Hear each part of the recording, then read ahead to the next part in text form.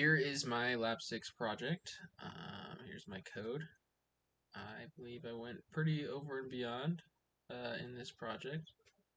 And as you can see, here it is. You have a few different options here. You can load a previous game, for example, this one, and it will load up into the screen. Or you can either generate a random game like this, and it just generates a random Sudoku game. Or you can pick a level. So we have one of 9 different levels, and as you can see, we'll click this one, and there it is. And I'm going to run through some tests. If, for example, I put Q 1, 3, it's going to be like, nope, you cannot do that because there is no row Q. And this is another one. Let's say B5.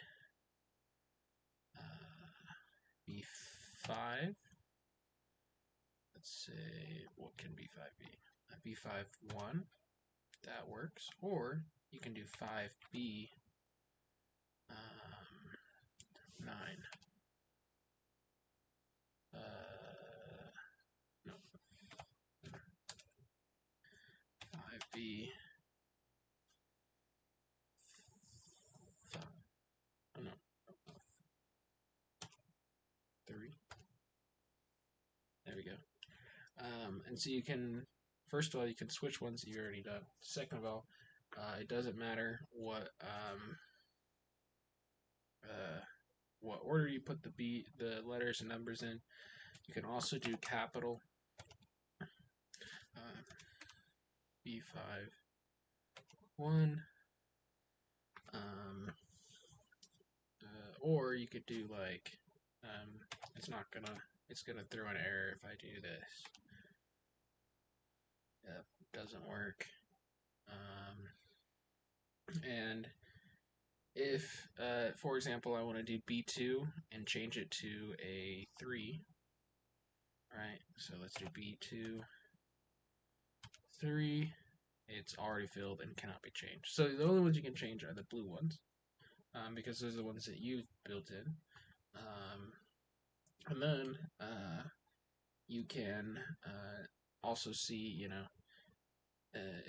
it will stop anything that isn't correct. So let's say C2, let's put a 3 in there, and it's like, oh, it's already in that column.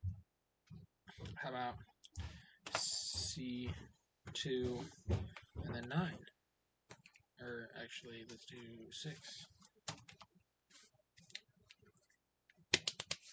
And that it will show you that it's already in that row. So it does both row and column. Playing Sudoku. And so it doesn't allow you to, put that in there. Excuse me. And let's see. It also, let's see, if I put it in here, do a 6A, 6A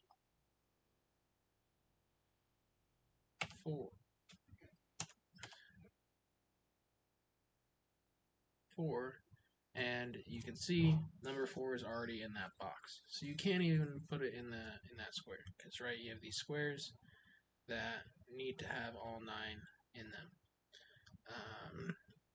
And as you can see, it passes all of the different test cases. And if you exit out, you can save this game as whatever you want. Say game 2. And it will save it for later. So you can open it back up and continue your game. Which is pretty useful, especially if you generated the game yourself. But I hope you liked it. It's a pretty cool game, and I'm very proud of it.